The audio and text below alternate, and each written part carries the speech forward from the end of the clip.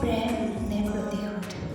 মোৰ ফেচবুক পেজত যিদিনা আপোনাৰ বন্ধুত্ব অনুৰোধটো পাইছিলোঁ, সেইদিনাই আপোনাৰ অনুৰোধ ৰক্ষা কৰি গ্ৰহণ কৰিছিলোঁ বন্ধুত্ব প্ৰস্তাৱ। সময় আগবাঢ়িছিল, পৰিৱৰ্তনো দেখা দিছিল। লাহে লাহে বাৰ্তা বক্সৰ স্ক্ৰীণত আপোনাৰ মেছেজবোৰ উজলি উঠিছিল। হয়তো আপুনি ভাবিছিল চাগে লাইক কৰাটো ভাল পোৱা হ'ব পাৰে, কিন্তু মই আছিলোঁ ব্যক্তিগত।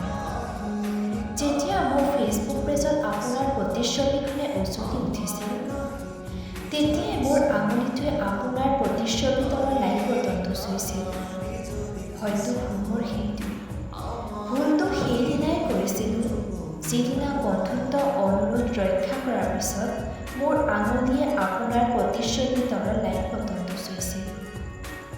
আপুনি প্ৰতিশ্ৰুতি হৈ পৰিছিল মোৰ একাতে। আপুনি দিছিল প্ৰেমৰ প্ৰস্তাৱ আৰু মই দিছিলোঁ বন্ধুত্ব প্ৰস্তাৱ। এইদৰে আমাৰ মাজত চলিছিল বিবাদ। অৱশেষত মই হাৰি আপোনাৰ প্ৰেমৰ প্ৰস্তাৱ দি আঁকোৱালি লৈছিলোঁ।